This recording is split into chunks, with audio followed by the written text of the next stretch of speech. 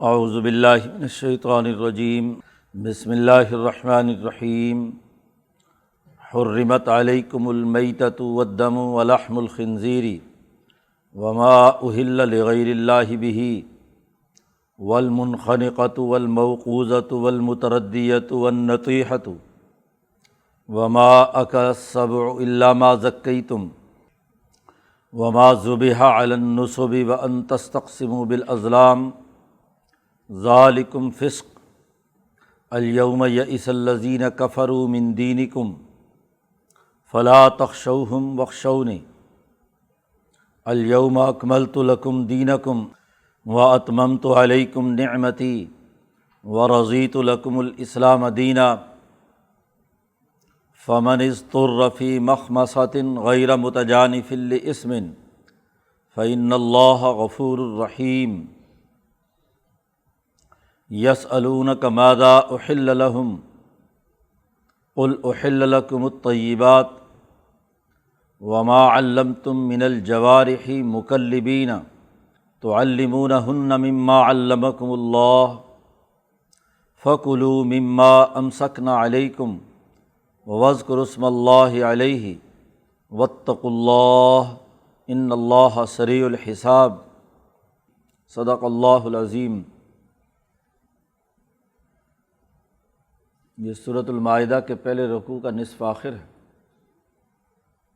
سورت کے آغاز میں یہ اعلان کیا گیا تھا کہ جو معاہدات تمہارے درمیان وجود پذیر ہوں انہیں پورا کرو، اوفوا بالعقود۔ یہ معاہدات ان کی اساس البر والتقوی پر ہو، تعاون باہمی پر ہو۔ ایسے معاہدات جو الاثم والعدوان، گناہ اور ظلم کی اساس پر ہوں، اس میں تم شرکت مت کرو۔ ان کا پورا کرنا ضروری نہیں، تو پیچھے بنیادی قانون اور ضابطہ یہاں واضح کر دیا۔ پھر جن بنیادی احکامات کا شروع میں تذکرہ کیا گیا ہے وہ یہ کہ تمہارے لیے کھانے پینے میں جانوروں کا گوشت حلال قرار دیا گیا ہے۔ احلت لکم بہیمۃ الانعام الا ما یتلی علیکم۔ چوپاؤں میں سے جانور تمہارے لیے حلال قرار دیے گئے ہیں، لیکن اس میں استثناء کیا گیا تھا کہ آئندہ ہم اس قانون سے، استثناء کے حوالے سے ایک نیا حکم، ایک آیت تلاوت کریں گے۔ تو جو آیت تلاوت کرنے یا استثناء کا تذکرہ کیا گیا ہے وہ یہاں اس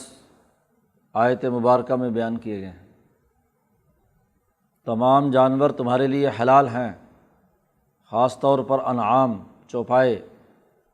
تو ان تمام جانوروں میں تمہارے لیے حلت ہے۔ البتہ ان جانوروں میں بھی درج ذیل یہ تمام تم پر حرام قرار دیے گئے ہیں۔ حرمت علیکم المیتۃ، سب سے پہلے کہا گیا کہ تم پر حرام قرار دیا گیا ہے مردار، گائے، بیل، بھینس، اونٹ وغیرہ تمہارے لیے حلال ہے، لیکن اگر یہ از خود مر جائیں، موت آ جائے، تو مردار کا گوشت تم پر حرام قرار دیا گیا ہے۔ پہلا استثناء یہ ہے کہ جو تم پر آیات تلاوت کی گئی ہیں ان میں پہلا حکم یہ ہے کہ یہ اگر از خود مر جائیں، فی ذات ہی جانور حلال تھا لیکن موت از خود آئی، مر گیا بغیر ذبح کیے ہوئے، تو اس موت کی حالت میں ایسے مردار کو کھانا جائز اس لیے نہیں ہے کہ اصل میں تو غذا کا تعلق انسان کی جسمانی نشو و نما اور اس کے فائدے کے لیے ہے۔ یہ غذا زہریلی ہو گئی، خون جیسے ہی موت آتی ہے تو خون اپنے ہی جسم کے اندر، گوشت کے اندر پھیل جاتا ہے اور اس کے اندر ٹوٹ پھوٹ کا عمل شروع ہو جاتا ہے، بیکٹیریاز پیدا ہو جاتے ہیں جو انسان کے جسم کے لیے زہر ہے۔ اس لیے مردار کا گوشت، تو گوشت اور خون آپس میں مل گئے۔ اگر جانور ذبح ہوتا ہے تو ذبیحہ کی صورت میں اس کے اندر سے سارا خون باہر نکل جاتا ہے، جو زہریلا خون ہے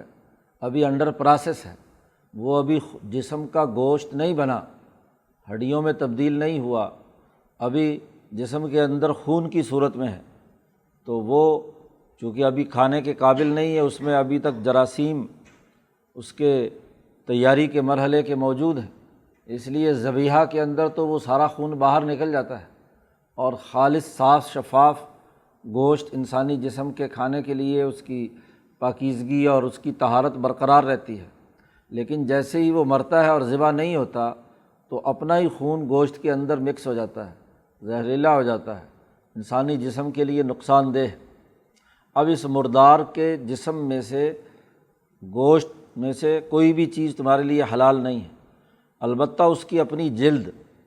مردار کی جلد، جو نبی اکرم صلی اللہ علیہ وسلم کی حدیث سے بات واضح ہو گئی کہ وہ جلد استعمال کی جا سکتی ہے۔ ایک تو اس جلد کا استعمال انسان کے کھانے سے نہیں ہے، جلد کا استعمال اس کی ضرورت، جو جس باہر کی ضروریات ہیں ان کے لیے ہے۔ دوسرا یہ کہ اس جلد کے اندر اس کے اثرات اول تو جاتے نہیں زہریلے خون کے، اور اگر جاتے ہیں تو اس کو جب رنگا جاتا ہے یا دھوپ میں سکھایا جاتا ہے تو وہ اس کے اجزاء زہریلے ختم ہو جاتے ہیں اور اس چمڑے کا استعمال کیا جا سکتا ہے۔ تو تم پر پہلے وہ تمام جانور جو از خود مر جائیں، اگرچہ حلال ہی کیوں نہ ہوں، وہ تمہارے لیے حرام قرار دیے گئے ہیں۔ دوسرا والدم، بہتا ہوا خون، خون چونکہ ابھی غذا کے اندر مکمل طور پر تبدیل نہیں ہوا، جانور کے جسم کا حصہ نہیں بنا، ابھی جو کچھ باہر کی چیزیں کھائی تھیں وہ اس کے جسم میں سیال مادے کی شکل میں، خون کی شکل میں موجود ہے۔ اور پھر یہ خون بہیمیت میں وہ ہے کہ جس میں اعلیٰ درجے کی نہ صرف بہیمیت ہے بلکہ اس خون کے اندر شیطان دوڑتا ہے۔ جی حضور صلی اللہ علیہ وسلم نے فرمایا ان الشیطان یجری الانسان مجری الدم، کہ شیطان انسان کے اندر خون کے ساتھ دوڑتا ہے۔ حضور سے صحابہ نے پوچھا کہ کیا آپ کے خون میں بھی ہے؟ حضور نے فرمایا کہ ہاں میرا بھی شیطان ہے، لیکن اللہ پاک نے میرا شیطان، مجھے اپنے شیطان پر قابو دے دیا ہے، میرے قبضے میں ہے، کنٹرول میں ہے۔ جی وہ مجھے وسوسے اور شیطانی خیالات مجھ پر اثر انداز نہیں ہوتے۔ تو نبی کے علاوہ باقی لوگوں کے جسم کے خون میں تو یہ شیطانی اثرات موجود رہتے ہیں، اس لیے بہتا ہوا پورا خون کسی بھی انسان کے لیے پینا جائز نہیں قرار دیا گیا۔ والدم، ویسے بھی وہ ہضم ہونا اور جسم میں جذب ہونا زہریلا ہونے کی وجہ سے انسان کے لیے نقصان دہ ہے۔ جیسے ہی خون جسم سے باہر نکلتا ہے تو چاروں طرف سے ویسے بھی بیکٹیریاز اسے گھیر لیتے ہیں، وہ زہریلا ہو جاتا ہے، انسانی جسم کے لیے مفید نہیں ہے، اس لیے اسے بھی حرام قرار دے دیا گیا۔ یہ دو چیزیں تو وہ ہیں جو کسی حلال جانور کے اندر ہیں۔ ایک تیسری قسم بھی بیان کی کہ جو ذاتی طور پر خراب ہو گیا، ولحم الخنزیری، خنزیر کا گوشت جسے نجس العین قرار دیا گیا۔ قرآن حکیم نے دوسری جگہ پر کہا رجس من عمل الشیطانی، کہ یہ شیطان کے عمل میں سے ہے اور ناپاک ہے، گندگی ہے اس کے اندر، سراپائے گندگی ہے۔ ایک تو اس لیے کہ خنزیر عموماً گندگی کھاتا ہے، گندگی سے ہی پلتا بڑھتا ہے، اس غذا سے جو اس کا جسم وجود میں آتا ہے، پھر اس کی بے حیائی اور اس کی بد اخلاقی اور بد کرداری یہ اس کے وجود کو مزید تباہ کن بنا دیتی ہے۔ اس لیے اس کا پورا جسم انسان کی ملکیت یعنی انسانیت کے لیے مفید نہیں ہے۔ ہاں حیوانیت کے لیے اعلیٰ درجے میں حیوانیت پیدا کرتا ہے، حیوانی خیالات، حیوانی تقاضے، جنسی خواہشات، جی ہر وقت جو دماغ کے اوپر حیوانیت کا تسلط، وہ اس خنزیر کی خصوصیت ہے۔ تو وہ تحریک پیدا کرتا ہے، جسم میں جوش، جنسی جوش بڑھتا ہے، لالچ، خود غرضی، مفاد پرستی اور پستی، ذلت اور رسوائی، تمام چیزیں جو ہیں اسی کے نتیجے میں پیدا ہوتی ہیں۔ اس لیے ذاتی طور پر اسے نجس العین قرار دیا گیا، تو لحم الخنزیر جو ہے وہ تم پر حرام قرار دے دیا گیا۔ یہ تو وہ جانور ہیں کہ جن کی ذات کے اندر خرابی پیدا ہو گئی، خود ان کا جسم زہریلا ہو چکا ہے، میتا ہے، دم ہے اور لحم الخنزیر۔ ایک یہ کہ حلال جانور تھا، ذبح غلط طریقے سے کیا گیا، اس لیے چوتھی چیز بیان کی گئی وما اہل لغیر اللہ بہ، وہ جانور جو تھا تو حلال، لیکن اللہ کے علاوہ کسی اور کے نام پر جسے ذبح کیا گیا ہے، تو جب وہاں کسی بت یا کسی پتھر یا کسی قبر یا کسی شیطان کے نام پر کوئی جانور ذبح کیا جاتا ہے تو ذبح کے وقت کی بد نیتی اس کے جسم میں زہریلے اثرات پیدا کرتی ہے، خاص طور پر ملکیت کے لیے۔ انسان کا اصل ترقی کا مقام تو یہ ہے کہ اس کی ملکیت ترقی یافتہ ہو، اس کی روح جو ہے وہ ترقی کرے۔ بہیمیت بس ضرورت جتنی ہے اتنی توانائی تو اسے ملے، لیکن اصل چیز جو ہے وہ اس کی روح کی ترقی ہے۔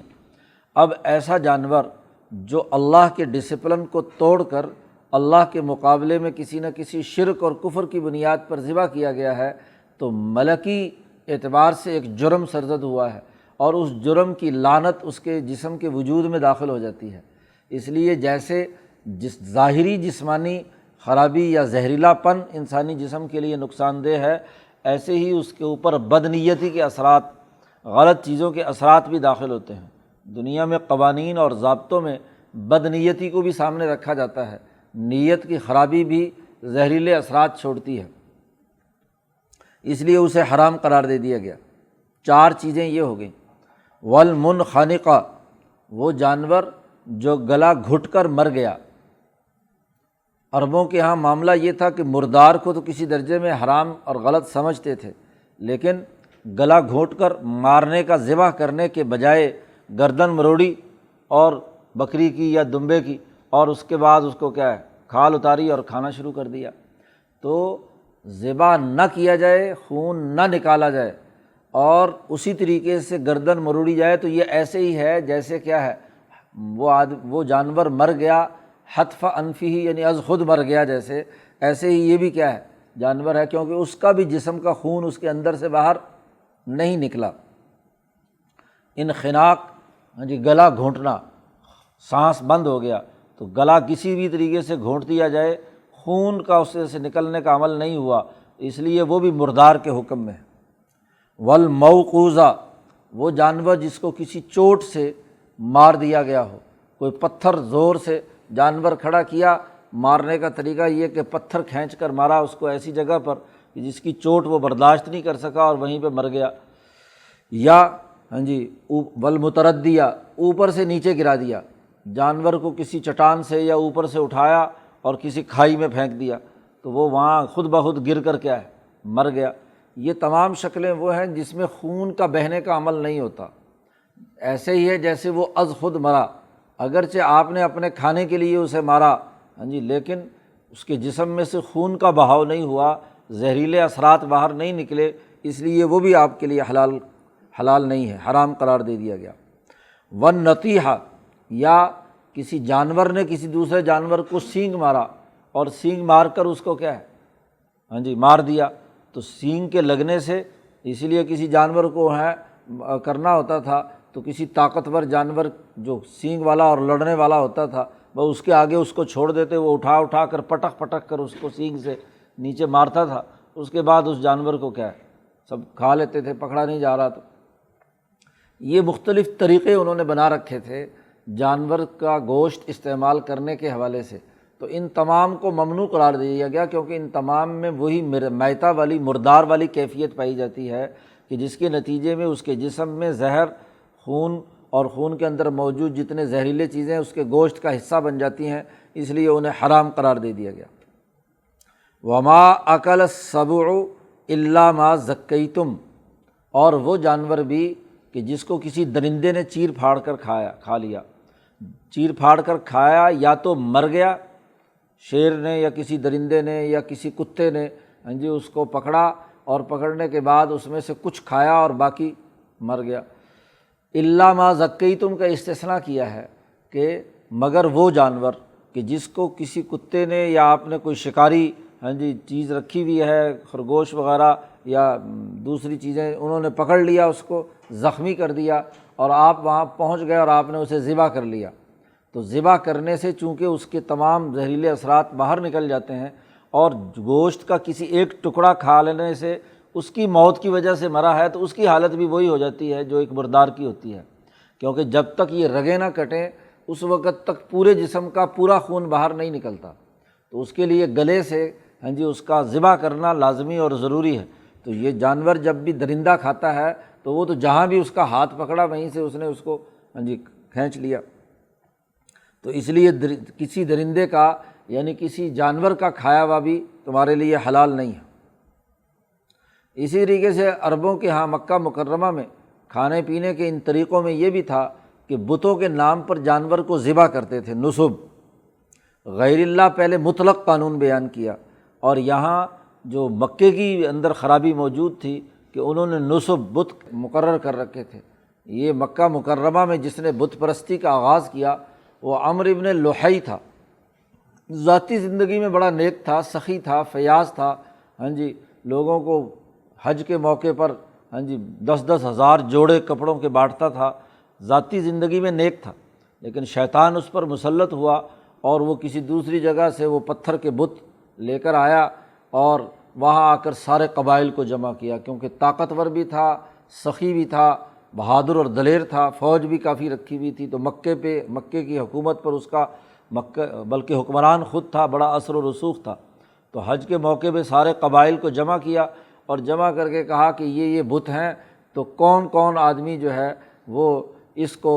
ان بتوں کو اپنائے گا، یہ خدا ہیں، یہ بڑے ان کے ذریعے سے اللہ سے تعلق قائم ہوتا ہے، یہ اس طرح چکر دے کر سارے قبائل کو ایک ایک بت دے دیا کہ لو یہ، تو ہر ایک نے اپنا اپنا بت لیا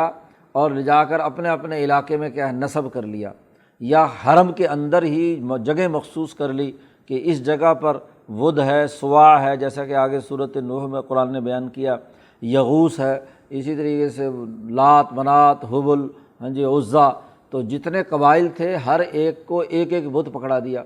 اور اب اس قوم کا وہ بت بن گیا، اس کو لا کر اپنی قوم کے جو محلہ ہے اس کے درمیان میں نصب کر دیا۔ تو چونکہ اس کو نصب کیا گیا اس لیے انہیں نصب جمع ہے، تو وہاں پر نصب کیے ہوئے جو تھے وہ ان کو اب وہاں جا کر منتیں مانتے، وہاں کچھ جانور قربان کرتے اس کے نام پر وغیرہ وغیرہ،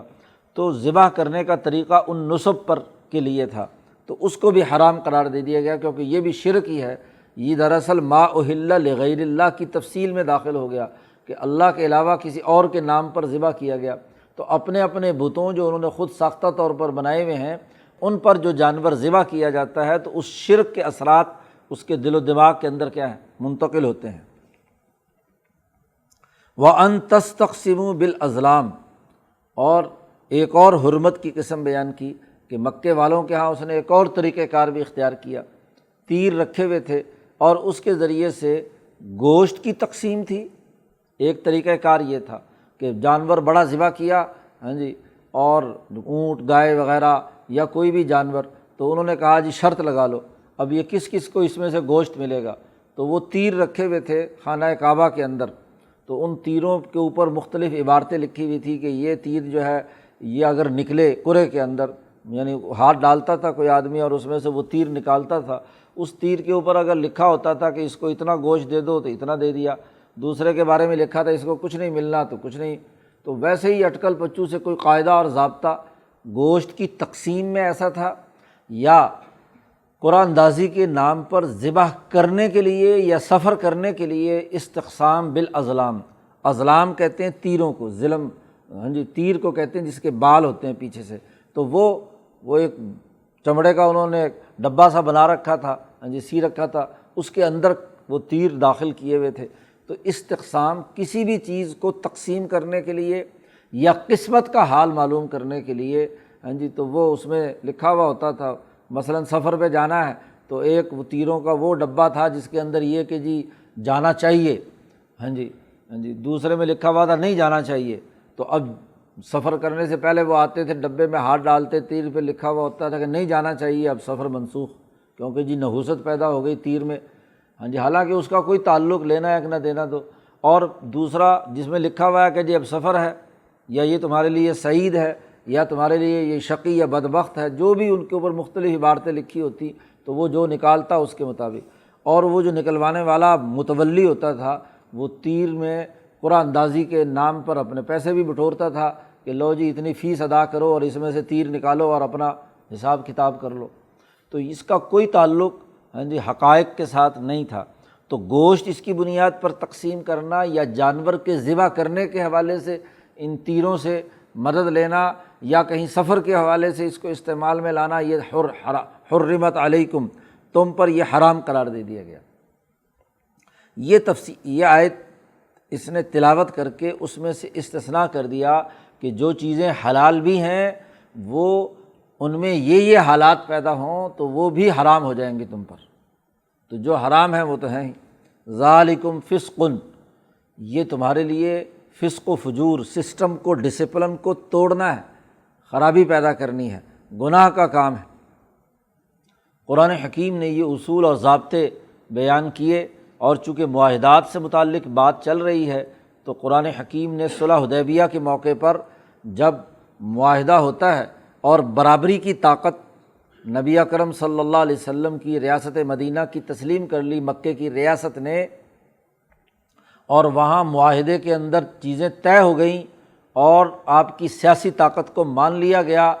اور یہ احکامات نبی اکرم صلی اللہ علیہ وسلم نے جاری فرمائے، تو قرآن نے اعلان کر دیا الیوم یئس الذین کفروا من دینکم، آج کافر لوگ تمہارے دین سے مایوس ہو گئے، یعنی انہیں یہ اب خطرہ لاحق ہو گیا کہ یہ دین اب غالب آ کر رہے گا اور یہ لوگ دوبارہ لوٹ کر ہمارے دین میں آنے والے نہیں ہیں۔ اس بات سے آج یہ مایوس ہو چکے ہیں۔ جب یہ بات ہے تو فلا تخشوہم واخشونی، ان سے مت ڈرو، مجھ سے ڈرو۔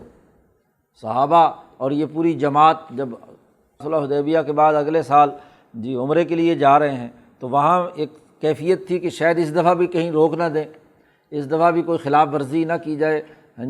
تو وہاں اللہ پاک نے تسلی دی کہ نہیں، ایسا نہیں ہے، یہ تمہارے دین سے منحرف ہونے کے معاملے میں سرے سے مایوس ہو چکے ہیں، اس لیے اب ان سے گھبرانے کی اور ڈرنے کی بات نہیں ہے۔ وخشونی، مجھ سے ڈرو، خاص طور پر وہ جو کمزور مسلمان یا جن کے اندر کچھ خرابیاں ضعیف لوگ تھے ان کو واضح طور پر کہہ دیا گیا مجھ سے ڈرو اور جو احکامات تمہیں دیے گئے ہیں ان تمام احکامات کی پیروی کرو۔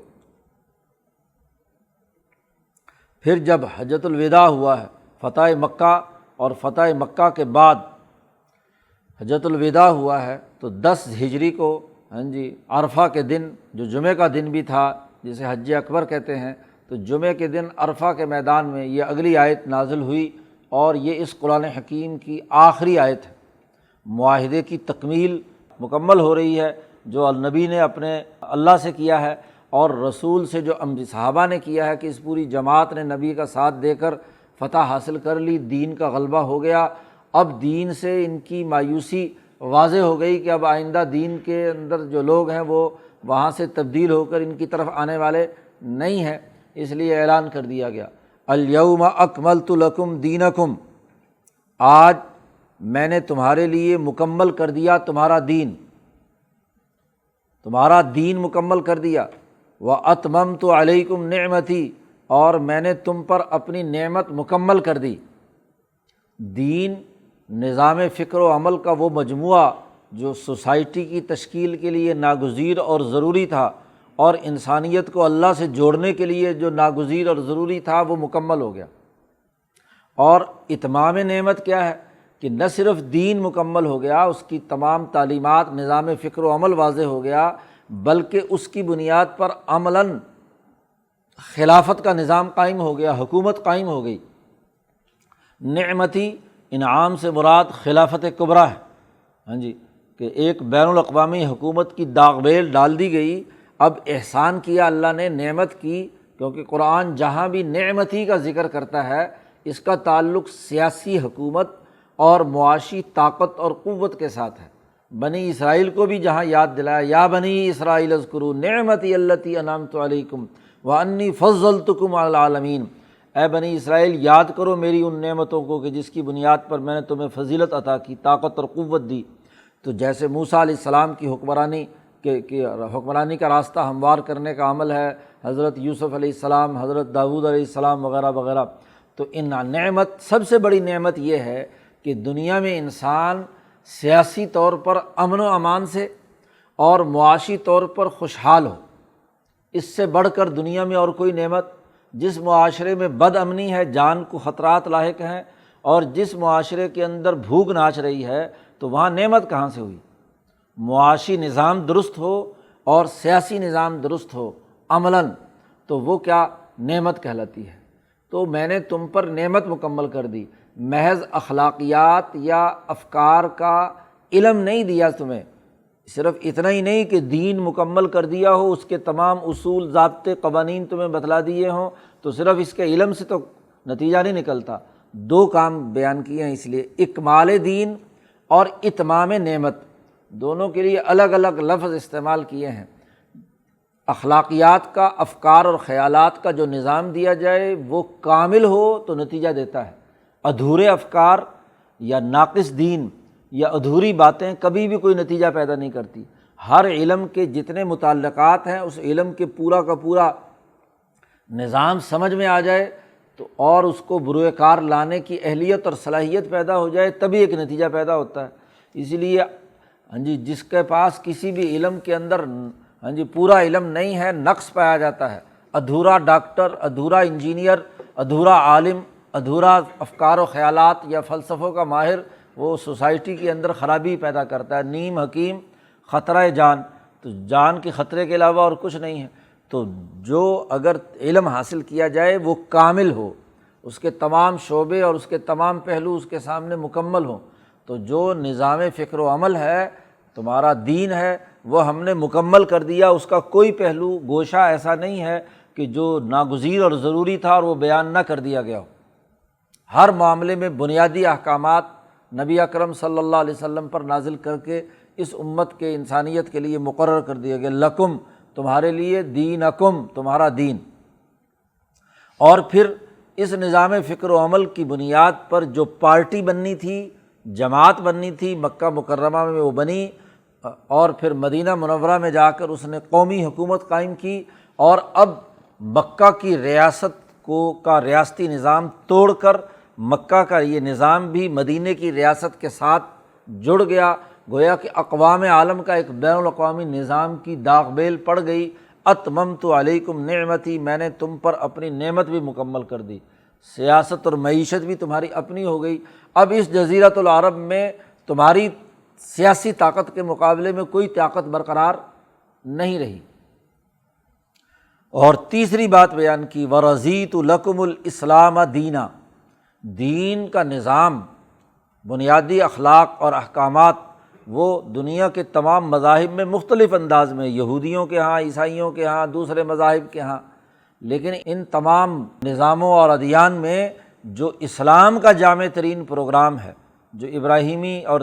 اسماعیلی تحریک کی اساس پر نبی اکرم صلی اللہ علیہ وسلم نے بیان کیا ہے، رضیت لکم الاسلام دینا، اسلام کو بطور دین کے تمہارے لیے، اس پر میں راضی ہو گیا، میں تم سے راضی ہوں کہ تمہارے واسطے کہ تم اسلام کو بطور دین کے اپناؤ۔ دین دایانہ مادہ ہے، اور اس کا بنیادی مطلب ہوتا ہے کسی بھی عمل کا آگے نتیجہ، یعنی جو جیسے دین بھی اسی سے ہے کہ آپ نے کوئی چیز کسی کو دی ہے تو اس کے بدلے میں آپ کو، تو وہ نظام فکر و عمل جس کے اعمال و افکار کی جزا و سزا ہونی ہے، اس کے نتائج نکلنے ہیں۔ لا یعنی اور فضول چیزوں کو دین نہیں کہا جاتا، کیونکہ اس کے نتائج تو ویسے ہی گپ شپ کے معاملات ہوتے ہیں، لیکن وہ ذمہ داری کے ساتھ کام کہ جس کا ایک نتیجہ نکلے گا، اچھا یا برا، تو پورا کا پورا اعمال کا جواب دہی کا جہاں نظام موجود ہو تو وہ دین کہلائے گا۔ تو اب دین اور سسٹم میں یہی ہوتا ہے کہ جب بھی کوئی سسٹم وجود میں لایا جاتا ہے، نظام وجود میں لایا جاتا ہے، تو نتائج اس کے حوالے سے پیش نظر ہوتے ہیں۔ جو اس سسٹم کو قبول کرتا ہے اس کو اچھے انعامات یا ترقیات دی جاتی ہیں، اور جو اس سسٹم کی مخالفت کرتا ہے اس کے لیے کیا ہے، سزا مقرر ہوتی ہے۔ تو میں تمہارے لیے دین اسلام کے طور پر، تمہارے واسطے دین اسلام کے طور پر تمہارے اختیار کرنے پر میں راضی ہو چکا۔ تو تین باتیں بیان کی، اکمال دین، اتمام نعمت، اور اسلام کو بطور دین پر اللہ کی رضا، اللہ کی خوشنودی، یہ تین باتیں تمہارے لیے مکمل کر دی گئیں۔ حضرت عمر فاروق رضی اللہ تعالیٰ عنہ امیر المومنین تھے، اور حضرت عمر فاروق رضی اللہ تعالیٰ عنہ کے پاس ایک یہودی عالم آیا اس نے کہا تمہارے قرآن میں ایک ایسی آیت ہے کہ اگر ہم یہودیوں پر نازل ہوتی تو ہم اس دن جشن مناتے، عید مناتے، جی، لیکن تم اس آیت کے نزول کے لیے کوئی جشن ہی نہیں مناتے کہ جی اس نے آ کر کتنا بڑا انعام تم پر کیا ہے اللہ کی طرف سے۔ تو حضرت عمر نے پوچھا وہ کون سی آیت ہے؟ تو اس نے یہ آیت پڑھی، الیوم اکملت لکم دینکم۔ کتنا بڑا اللہ پاک نے انعام کیا ہے کہ اکمال دین بھی ہے، اتمام نعمت بھی ہے، اسلام کو بطور دین پر اپنی رضا کی مہر بھی لگا دی۔ تو حضرت عمر فاروق نے فرمایا کہ ہم اچھی طرح جانتے ہیں کہ یہ آیت کس دن، کس وقت، کس موقع پر کہاں نازل ہوئی تھی،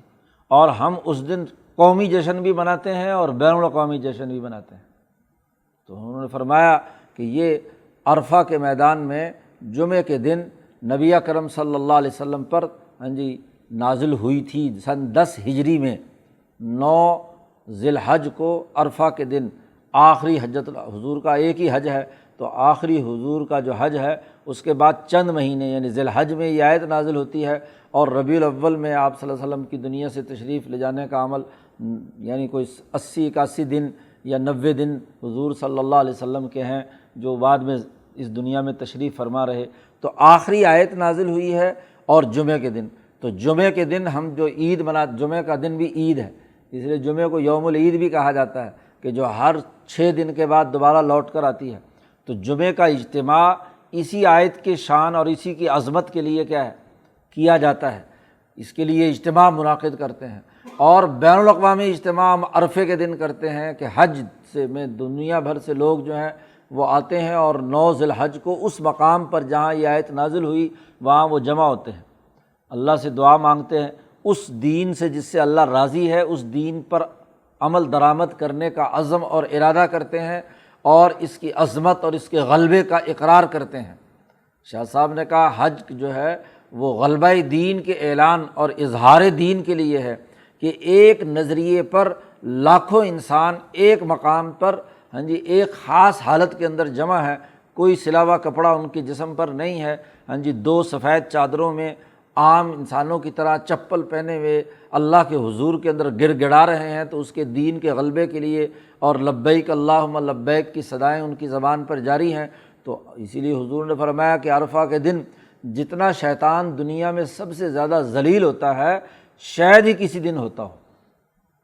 سال کے 365 دنوں میں سب سے زیادہ ذلیل اور رسوا شیطان اس عرفہ کے دن ہوتا ہے کہ ہائے اتنے لوگ، اتنے لاکھوں انسان جو ہیں وہ اللہ کو ماننے والے یہاں پر جمع ہو گئے، ان کا اجتماع ہوا، اجتماع کو دیکھ کر ان کے رونے پیٹنے اور ان کے گر گڑانے کو اور اللہ سے دعا مانگنے کی وجہ سے وہ بیٹھ جاتا ہے اور سر پر خاک اڑاتا ہے اور ذلیل اور رسوا ہوتا ہے۔ تو یہ آیت جو ہے ہم ہر سال اس کا جشن مناتے ہیں، تمام دنیا بھر سے صاحب استطاعت لوگ اس آیت کے عظمت کے لیے یہاں پر جمع ہوتے ہیں، اور جو نہیں آ سکتے وہ جمعے کے دن، جمعے کا دن بھی تھا تو جمعے کے دن وہ کیا ہے اجتماع کرتے ہیں اپنے دین کی تعلیمات کو سیکھنے کے لیے، اس کی نصیحت حاصل کرنے کے لیے، اس کے غلبے کے لیے، اپنی سیاسی طاقت کے اظہار کے لیے، کیونکہ جمعہ حکمران نے پڑھانا ہے تو اپنی غلبے کی اور اپنی حکومت کی طاقت کے اظہار کے لیے، دین کی تکمیل، اتمام نعمت کا اظہار اور اللہ کی رضا، 3 ہی کاموں کے لیے کیا ہے وہ جمعے کے دن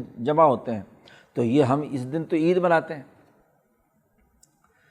اب قرآن حکیم نے درمیان میں یہ 2 آیتیں لا کر بات چل رہی تھی وہ کہ جو جانور حلال ہیں اور کون کون سی چیزیں تمہاری پورا کرنا ضروری ہیں، اور اس کے درمیان میں یہ 2 آیتیں لا کر کہا فتح مکہ کے بعد شیطان مایوس ہو گیا، اس کا اعلان کر دیا گیا، اس کا سسٹم توڑ دیا گیا، وہ تمہارے سے مایوس ہو گیا ہے، اور دوسری بات یہ کہ جو تمہارا دین تھا وہ مکمل بھی کر دیا، اس میں اتمام بھی ہو گیا، اور اللہ تعالیٰ تم سے راضی بھی ہو گیا، رضا کا اعلان بھی کر دیا۔ اب یہ اس کا تعلق معاہدات کے ساتھ ہے، پیچھے چونکہ بات بنیادی سی یہی تھی کہ تمہارے لیے معاہدات کو پورا کرنا ضروری ہے، کیوں؟ جیسے اللہ نے اپنا معاہدہ تمہارے لیے پورا کر دیا، اللہ نے وعدہ اپنا پورا کر دیا کہ ہم مسلمانوں کی مدد کریں گے، وَكَانَ حَقًّا عَلَيْنَا نصر المؤمنین، ہم پر حق ہے کہ ہم لوگوں کی مدد کریں، مسلمانوں کی، اور اس مدد کی بنیاد پر اس جماعت کو ہم نے غلبہ عطا کیا، دین کامل دے دیا، ان کے اوپر نعمت مکمل کر دی، اسلام کو بطور دین کے اللہ راضی ہو گیا اور دشمن تمہارے سے مایوس ہو گیا۔ تو معاہدات کے تناظر میں یہاں یہ قرآن حکیم کی آیات آئی ہیں، اور خاص طور پر اس لیے بھی کہ یہ جتنی بھی چیزیں پیچھے حرام قرار دی گئی ہیں، ان میں زیادہ تر کا تعلق مکہ مکرمہ کے حرم کے دائرے کے اندر ان تمام چیزوں کو حلال بنانے سے تھا۔ غیر اللہ کے نام پر وہاں ذبح کرتے تھے، بت بھی انہوں نے جو اللہ کے مقابلے میں تھے وہیں پر ہوتے تھے، وہیں مشرکین عرب کا ہی یہ طریقہ کار تھا۔ تو وہ سیاسی حکومت جو مردار کھلاتی تھی، جو بتوں کے سامنے جانوروں کو ذبح کرنے کا حکم دیتی تھی، عمرو ابن لحی سے لے کر ابو جہل تک، وہ مکمل طور پر ختم ہو چکی۔ لہٰذا یہ جو تمہارے 300 سال سے تمہارے دماغوں میں یہ بات بیٹھی ہوئی ہے کہ یہ متردیہ، نطیحہ اور یہ نصب پر ذبح کیے جانے والے جانور حلال ہیں، تو اب یہ جو تمہارے نفسیات کے اندر بات داخل ہو چکی ہے، اس کو ختم کر دو، کیونکہ دین ان کا نظام ٹوٹ چکا ہے۔ لوگ یہ مایوس ہو چکے ہیں۔ تو مایوس لوگوں کی پیروی کرنے کے بجائے جو اس دین کی کامل اور مکمل تعلیمات ہیں، اکمال دین سے تعلق رکھتی ہیں، نعمت کے مکمل ہونے سے، حکمرانی کے غالب ہونے سے ہے، اب اس نئی حکومت کے آرڈر کو قبول کرو، اس نئے معاہدہ عمرانی کو قبول کرو۔ تو جو معاہدہ عمرانی کی بنیاد پر ریاستیں چلتی ہیں، تو پرانا معاہدہ جو تھا جس کی اساس پر یہ چیزیں حلال بنائی ہوئی تھیں، وہ سب کا سب ختم ہو گیا۔ اب نئی حکومت آئی ہے، اس نے نیا نظام دیا ہے، مکہ فتح ہو چکا ہے، نیا عمرانی معاہدہ سامنے آ چکا ہے۔ اب اس ڈسپلن کے مطابق یہ چیزیں حرام ہیں، یہ جو آباء و اجداد سے تمہارے دماغ میں ان کی حلت بیٹھی ہوئی تھی، اسے ختم کرو۔ اب نئی حکومت نے نیا نظام جاری کیا ہے۔ اب سوال پیدا ہوتا ہے کہ اگر ایک آدمی ایسی جگہ پر موجود ہے کہ جہاں اس کے پاس سوائے مردار کے اور کچھ نہیں ہے، اور جان بچانے کا کوئی اور راستہ نہیں ہے، تو اس کے لیے سسٹم جو نیا بنایا جاتا ہے، اس میں پرانے کوئی امور یا کوئی انسانی حقیقی مسئلے ہیں، ان کا بھی تو حل پیش کیا جاتا ہے۔ صرف احکامات جاری کر دینا تو کچھ معاملہ نہیں ہے۔ اس لیے یہ بات واضح کرنے کے بعد کہ اب یہ نئی حکومت مکمل ہو چکی ہے، اکمال دین اور اتمام نعمت ہو چکا ہے، اب اس کے مطابق تمہیں زندگی بسر کرنی ہے۔ ایسی حالت میں فمن اضطر فی مخمصۃ،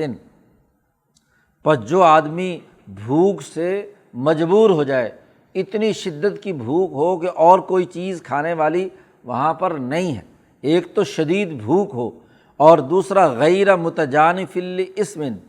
گناہ کی طرف میلان اس کے اندر نہ پایا جاتا ہو،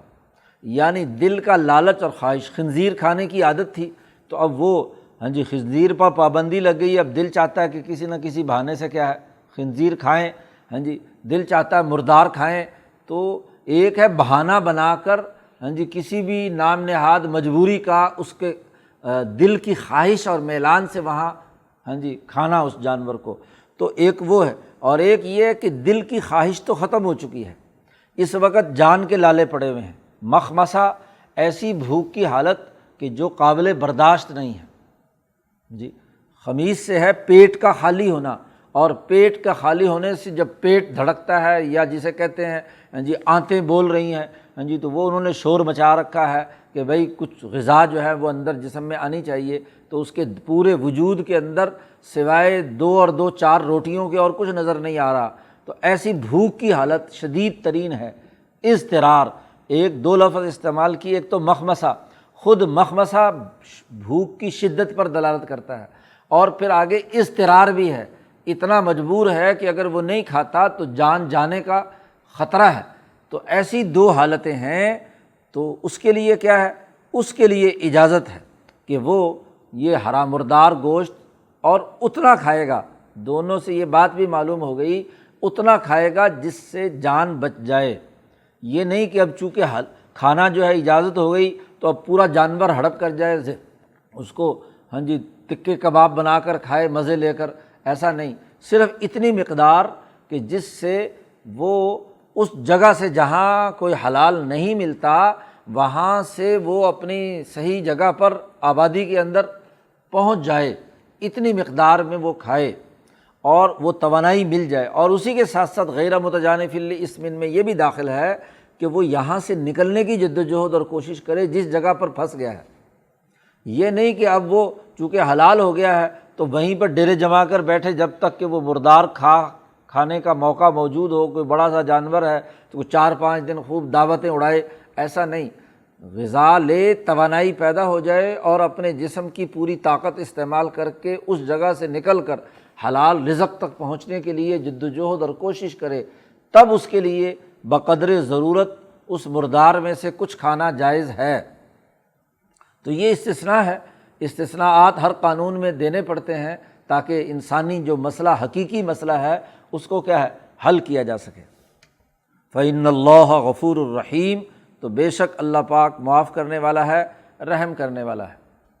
اب پچھلی آیت میں کہا گیا تھا کہ یہ فلاں فلاں فلاں فلاں جانور تمہارے لیے حرام قرار دیے گئے ہیں، اور خاص طور پر کہا تھا ما اکل السبع الا ما ذکیتم، وہ درندے جو کھا لیں کسی جانور کو تو وہ تمہارے لیے کیا ہے حرام ہے۔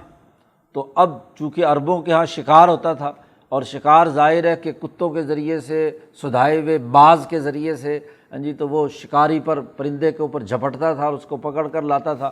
تو اب سبع جس کے اندر نوک ہے، اپنا ناخن ہیں بڑے بڑے پرندوں میں سبع وہ کہلاتے ہیں جن کی چونچ تیز ہے اور وہ زخمی کر دیتے ہیں، یا درندوں کے اندر جانور جو ہیں اپنے ناخن داخل کر کے اگلے جانور کو بے بس کر دیتے ہیں۔ تو اب کتا بھی یہی کام کرتا ہے کہ جب شکار پر اسے ڈالا جاتا ہے تو وہ اس کی کھال کے اندر اپنے پاؤں وہ کر کے اس کو گرپ میں لے آتا ہے، اور اپنے ناک جو اس کی دانت جو ہے اس کے اندر جو کچلیاں ہوتی ہیں بڑے بڑے وہ گاڑ دیتا ہے، اور گاڑ کر اس کو کیا ہے پکڑ لیتا ہے شکاری کتا۔ تو یہ گویا کہ درندوں کے مشابہ تقریباً جانور ہیں، شیر کی طرح تو نہیں، شیر کا تو معاملہ الگ، تو اس کے ذریعے سے شکار کیا جاتا تھا۔ تو اب اس پر سوال پیدا ہوا، یا یوں سمجھ لیجئے کہ پچھلے قانون میں جو ایک اجمال تھا اس اجمال پر ایک سوال پیدا ہوا، اور اس سوال کے جواب میں پھر مزید اس کی وضاحت کر دی۔ یسألونک ماذا احل لہم، یہ لوگ آپ سے پوچھتے ہیں کہ ان کے لیے پھر کون سے جانور حلال ہے، کیا چیز ان کے لیے حلال ہے، تو حلال کی نوعیت جو ہے وہ واضح کی جائے۔ تو یہاں جواب دے دیا گیا، قل، آپ ان سے کہہ دیجئے، احل لکم الطیبات، تمہارے لیے ہر پاکیزہ جانور حلال ہے۔ پاکیزہ گوشت صاف ستھرا ہونا چاہیے، طیب، یعنی اس گوشت کے اندر کوئی زہریلے اثرات نہ ہوں، طیب چیزیں تمہارے لیے حلال ہیں۔ حتیٰ کہ اگر کوئی حلال چیز بھی تھی جسم کے لیے مفید تھی لیکن وہ مثلاً سڑ گئی، کھانا تھا بدبودار ہو گیا، تو اب یہ طیب نہیں رہا۔ اس لیے یہ اگرچہ پہلے آپ جب یہ درست تھا تمہارے لیے کھانا جائز تھا، بدبودار روٹی ہو گئی، سالن ہو گیا، غذا ہو گئی، تو یہ تمہارے لیے کھانا جائز نہیں ہے۔ وہ پاکیزہ ہو، صاف ستھرا ہو،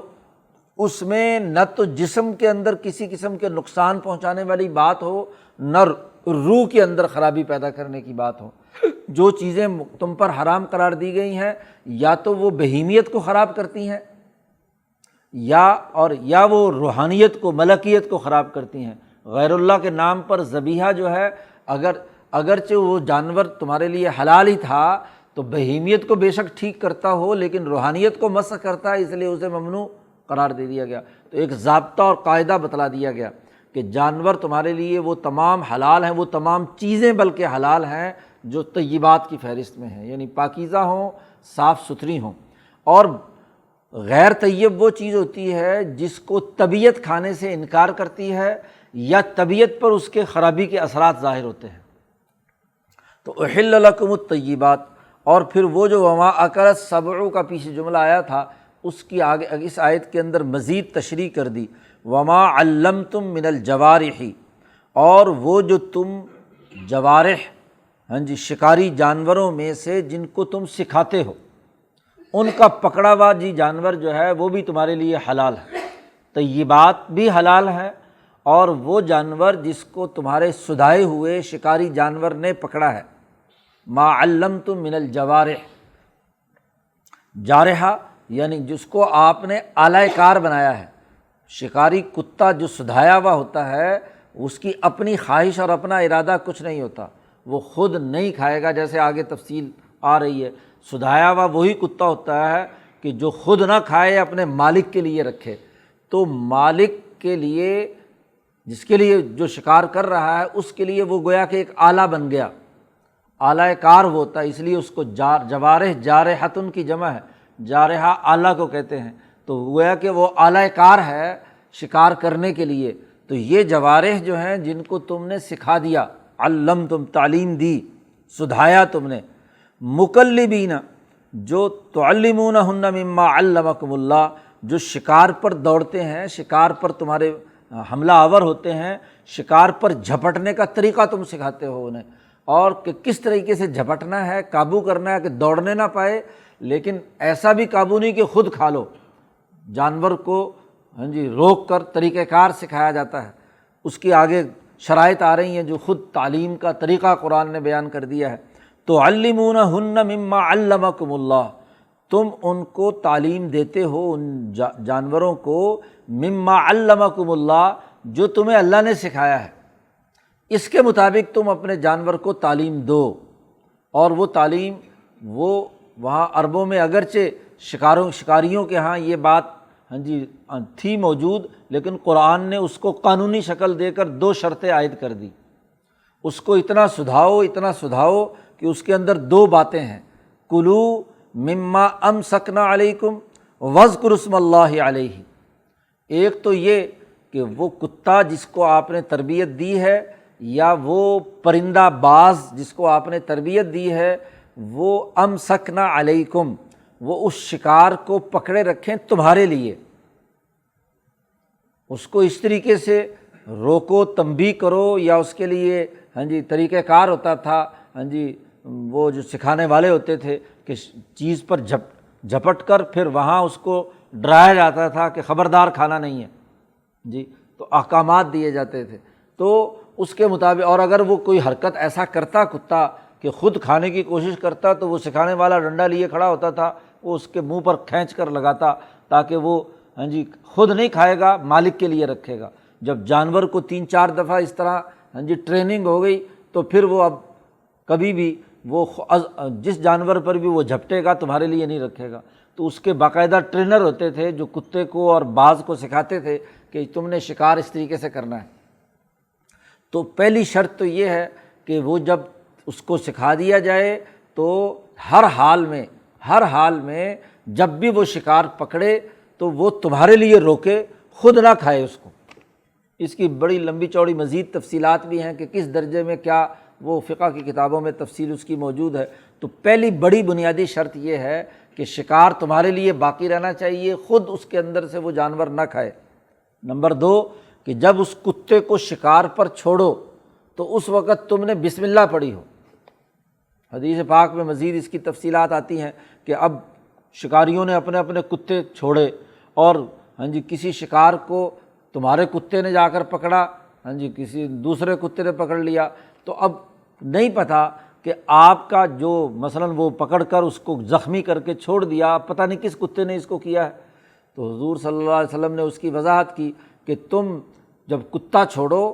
اگر مسلمان شکاری ہیں تو چھوڑتے وقت اس وقت بسم اللہ اللہ اکبر یا بسم اللہ الرحمن الرحیم، اللہ کے نام پر چھوڑو، کیونکہ یہ چھری کی طرح کا گویا کہ آلہ کار ہے۔ جیسے ذبیحہ کے اندر جب چھری پھیری جائے تو اس جارحہ کو جب استعمال کرنا ہے تو وہاں بسم اللہ اللہ اکبر کرنا ہے، تو ایسے ہی یہاں جب کتے کو چھوڑا جائے تو اللہ کے نام پر ہو۔ پرانے زمانے میں وہ لوگ شکاری جب جاہلیت کے زمانے میں شکار کرتے تھے تو کسی بت کے نام پر چھوڑتے تھے کتے کو، جو جس قبیلے کا بت ہوتا تھا اس کے نام پر کہ جاؤ جا کر شکار پکڑ کے لاؤ، تو وہ پکڑ تو لیتا تھا لیکن بت کے نام پر۔ تو یہ ایسے ہی ہے جیسے غیر اللہ کے نام پر ذبیحہ۔ تو 2 شرطیں اس کے لیے عائد کی ہیں، ایک تو یہ کہ وہ اتنی تربیت یافتہ ہو جائے شکاری کتا کہ وہ اپنے لیے نہ رکھے، تمہارے لیے امسکنا علیکم، تمہارے واسطے پکڑ کر رکھے جانور جب تک تم وہاں پہنچ نہ جاؤ۔ اور دوسرا یہ کہ جب تم نے اسے چھوڑا تھا تو اس وقت تم وذکروا اسم اللہ علیہ، اللہ کا نام لو اس پر۔ یہ 2 شرطیں تعلیم کی بنیادی ہیں، باقی اس کی تفصیلات ہیں جو تربیت کے طریقہ کار ہیں۔ تو یہ تم نے سکھائے ہوئے جانور ہوں اور اس نے کوئی شکار تمہارے لیے روک رکھا ہے تو وہ تمہارے لیے حلال ہے۔ واتقوا اللہ، اللہ سے ڈرو، ان اللہ سریع الحساب، بے شک اللہ تعالیٰ بہت جلد حساب لینے والے ہیں۔ اللہ تعالیٰ حساب لینے والے ہیں۔ تم جو جو احکامات دیے گئے ہیں، قوانین دیے گئے ہیں، اس کی پابندی کرو۔ تو چونکہ یہ بھی تمام وہ احکامات وہ تھے کہ جو ان کے مروجہ جو طریقۂ کار تھا اس کے بالکل برخلاف تھے۔ شکار کے حوالے سے بھی یہ 2 نئی شرطیں عائد کر دی گئی، تو شکاریوں کے لیے بھی معاملات پیدا ہوئے۔ تو قرآن کا طریقۂ کار یہ ہے کہ ان کی طبیعت یا پرانے سسٹم کو توڑ کر جب نیا سسٹم یا نئے قوانین قرآن جاری کرتا ہے تو وہاں ضرور تاکید کرتا ہے کہ اللہ سے ڈرو، خوف تمہارے اندر ہونا چاہیے، اللہ سے ڈر کر ان احکامات کی پاسداری اور پابندی کرو۔ اللہ تعالیٰ قرآن حکیم کو سمجھنے اور عمل کرنے کی توفیق عطا فرمائے۔ اللہ